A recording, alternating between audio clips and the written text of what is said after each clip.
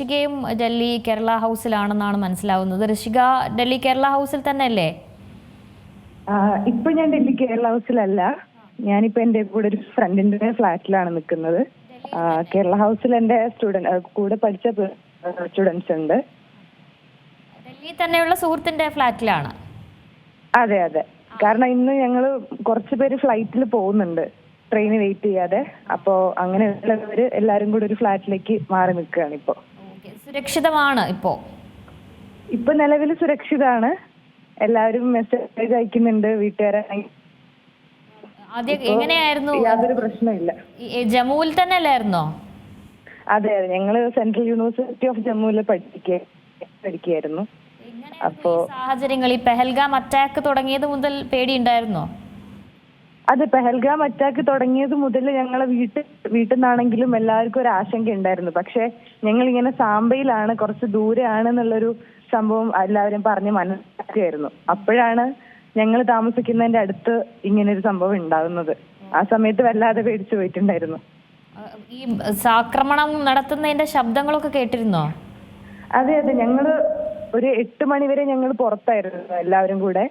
ആ സമയത്താണ് അനൗൺസ്മെന്റും കാര്യങ്ങളും പിന്നെ ആർമി വണ്ടിയൊക്കെ കാണുന്നത്. ആ സമയത്ത് അവിടെയുള്ള ലോക്കൽസ് തന്നെ ഞങ്ങളോട് പറഞ്ഞു പെട്ടെന്ന് തന്നെ വീട്ടിൽ കയറ്, പുറത്തൊന്നും ഇറങ്ങല്ലേ എന്ന്. അപ്പൊ ഞങ്ങള് ശബ്ദം കേട്ട് ടെറസ് ആയിരുന്നു. ഞങ്ങൾക്കത് അതങ്ങ് പ്രോസസ് ആയില്ല ഈ ശബ്ദം എന്താണെന്ന്. പുറത്തു പോയി നോക്കിയപ്പോഴാണ് 3 സാധനങ്ങൾ പോകുന്ന കാണുന്നത്. പിന്നെ ന്യൂസ് കണ്ടപ്പോഴാണ് ഇത് ഡ്രോൺ ആണ് എന്നുള്ളൊരു കാര്യം റിയലൈസ് ചെയ്യുന്നത്. ആദ്യം അതൊക്കെ ഉൾക്കൊള്ളാൻ ബുദ്ധിമുട്ടായിരുന്നല്ലേ? അതെ, വല്ലാതെ ബുദ്ധിമുട്ടായിരുന്നു. കാരണം ഇത്ര അടുത്ത് ഇങ്ങനെ ഒരു സംഭവം ഉണ്ടാവും എന്നുള്ളത് ഒട്ടും പ്രതീക്ഷിച്ചില്ല. പിന്നെ ഈ വാർത്തകൾ കണ്ട് വീട്ടിൽ നിന്ന് വിളിച്ച് അവരവരെ ആശങ്ക പറഞ്ഞപ്പോൾ ഞങ്ങളും തുറന്നു നോക്കുമ്പോഴാണ് ഇത് ഇവിടെ അടുത്താണ് സംഭവം നടക്കുന്നത് എന്നുള്ളത് ഞങ്ങൾ തന്നെ റിയലൈസ് ആവുന്നത്. എങ്ങനെയാണ് പ്രദേശവാസികളാണെങ്കിലും സൈന്യമൊക്കെ ആണെങ്കിലും എങ്ങനെയായിരുന്നു നിങ്ങളെ ഈ അവസ്ഥയിൽ നിന്നും നിങ്ങളെ രക്ഷപ്പെടുത്തിയത് എങ്ങനെയായിരുന്നു? സത്യം പറഞ്ഞാൽ ഞങ്ങളോട് ആരും ഇതിനെപ്പറ്റി ഇൻഫോം ചെയ്തിട്ടില്ലായിരുന്നു ഇങ്ങനെ ഒരു സംഭവം നടക്കുകയാണെന്ന്. എനിക്ക് തോന്നുന്നു പ്രദേശവാസികൾക്ക് എന്തെങ്കിലും ഒരു ഇൻഫർമേഷൻ കിട്ടിയിട്ടുണ്ട്. ഞങ്ങളോട് ആരും ഒന്നും പറഞ്ഞിട്ടില്ല. യൂണിവേഴ്സിറ്റിന്നാവട്ടെ അല്ലെങ്കിൽ ആർമി ആവട്ടെ, ആർമി അനൗൺസ് ചെയ്യുന്നുണ്ടായിരുന്നു. അപ്പോഴും അത് എല്ലാവരുടെ അടുത്തും എത്തിയിട്ടില്ല. റോഡ് കൂടെ ഇങ്ങനെ പോകുന്നുണ്ടായിരുന്നു. പലരും പലരുടെ വീട്ടിലായിരുന്നു.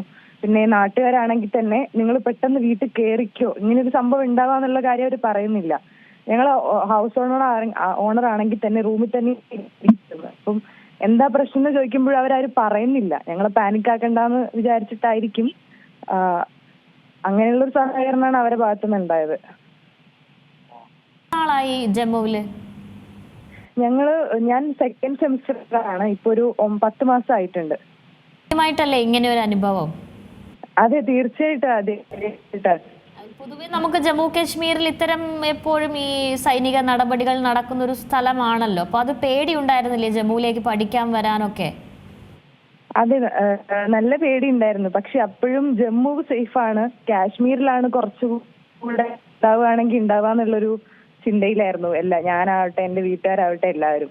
പിന്നെ ഞങ്ങൾ ഈ യൂണിവേഴ്സിറ്റിയിലേക്ക് പോകുമ്പം തന്നെ ആർമി വണ്ടി ദിവസവും കാണുന്നുണ്ട്. അപ്പൊ ഞങ്ങൾക്ക് അത് യൂസായി കണ്ട് ഇവിടെ ഒന്നും പ്രശ്നങ്ങളൊന്നും ഉണ്ടാവില്ല, ഇതൊരു പെട്രോളിംഗ് സംഭവമാണ് എന്നുള്ളൊരു കോൺസെപ്റ്റ് ആയിരുന്നു മനസ്സിൽ. പിന്നെ ഈ ഒരു സംഭവം ഉണ്ടാകുന്നതിന്റെ തലേന്ന് രാത്രി തന്നെ ഒരുപാട് ആർമി വണ്ടി ഇങ്ങനെ ഒരു 12 മണി 1 മണി ആയപ്പോൾ ഞങ്ങൾ സ്ഥലത്തൂടെ ഇങ്ങനെ നിർത്തിയിട്ട് പോകുന്നുണ്ടായിരുന്നു. അപ്പോഴൊക്കെ ഞങ്ങള് ഒരു ചെറിയൊരു പേടി ഉണ്ടായിരുന്നെങ്കിലും ഇങ്ങനെയൊരു സംഭവം ഉണ്ടാവുന്നു, അതും സാംബയിൽ നടക്കുന്നുള്ളത് വിചാരിച്ചിട്ടില്ല. ഡൽഹിയിലും ഒരു വലിയ രീതിയിൽ അക്രമം നടത്താനുള്ള നീക്കം പാകിസ്ഥാൻ നടത്തുന്നുണ്ട്. അപ്പൊ അതിൽ പേടിയുണ്ടോ? ഡൽഹിയിലുള്ള കുട്ടികളൊക്കെ നാട്ടിലേക്ക് പോവുകയാണോ? തീർച്ചയായിട്ടും പേടിയുണ്ട്. അതായത് കുറെ പേര് ഒരു സ്പെഷ്യൽ ട്രെയിൻ അറേഞ്ച് ചെയ്യുന്നുള്ള പ്രതീക്ഷയിലാണ് ഇപ്പോഴുള്ളത്. ഒരു 10-30ഓളം പേരുണ്ട്. ഞങ്ങൾ കുറച്ച് പേര് ഫ്ലൈറ്റ് എടുത്ത് പോകുന്നുണ്ടെങ്കിലും അത് സാമ്പത്തികമായിട്ട് അഫോർഡ് ചെയ്യാൻ പറ്റാത്ത കുറെ കുട്ടികളുണ്ട്. അപ്പൊ അങ്ങനെയുള്ളവർക്ക് വേണ്ടിയിട്ട് എന്തെങ്കിലും ചെയ്യണമെന്ന് ഗവൺമെന്റിനോട് ആവശ്യപ്പെട്ടിട്ടുമുണ്ട്. ഗവൺമെന്റ് പല എംപിമാരും അത് ചെയ്യാം, അല്ലെങ്കിൽ റെയിൽവേ മിനിസ്ട്രിക്കൊക്കെ ലെറ്റർ അയച്ചിട്ടുണ്ടെന്നാണ് അറിയിക്കുന്നത്. പെട്ടെന്ന് തന്നെ ഇങ്ങനെ ഒരു സംഭവം ചെയ്ത് കിട്ടിയാൽ ഞങ്ങൾക്ക് ഇവിടുന്ന് എങ്ങനെയെങ്കിലും ഒന്ന് നാട്ടിലെത്തായിരുന്നു. ഋതിക, അവിടെ പഠിക്കാൻ പോകുമ്പോൾ ജമ്മുവിലുള്ള കുട്ടികളുമായിട്ട് ഇങ്ങനത്തെ സംഭവങ്ങളെ കുറിച്ചൊക്കെ സംസാരിച്ചിരുന്നോ? തീർച്ചയായിട്ടും സംസാരിച്ചിട്ടുണ്ടായിരുന്നു സീനിയേഴ്സിന്റെ അടുത്തൊക്കെ. അവർക്കൊന്നും ഇങ്ങനെ ഒരു സംഭവം ഇതുവരെ ഉണ്ടായിട്ടില്ല. അവരൊന്നും ഇത് ഫേസ് ചെയ്തിട്ടില്ല. അവർ സംസാരിക്കുകയാണെങ്കിൽ തന്നെ യൂണിവേഴ്സിറ്റി എങ്ങനെയാണ്, അവിടുത്തെ ഡിപ്പാർട്ട്മെന്റ് എങ്ങനെയാണെന്നുള്ള കാര്യമല്ലാതെ ഇങ്ങനെയൊരു ക്രമസമാധാനത്തിനെ കുറിച്ചോ അങ്ങനത്തെ കാര്യങ്ങളെ കുറിച്ചൊന്നും അവർക്ക് ഇതുവരെ എക്സ്പീരിയൻസ് ഉണ്ടാവാത്തതുകൊണ്ട് അവർ അതിനെപ്പറ്റി പറഞ്ഞിട്ടില്ലായിരുന്നു. ഏറ്റവും പുതിയ വാർത്തകളും വിശേഷങ്ങളും വിരൽ തുമ്പിലറിയാൻ സീ മലയാളം ന്യൂസ് എല്ലാ ഡിജിറ്റൽ പ്ലാറ്റ്ഫോമുകളിലും ലഭ്യം.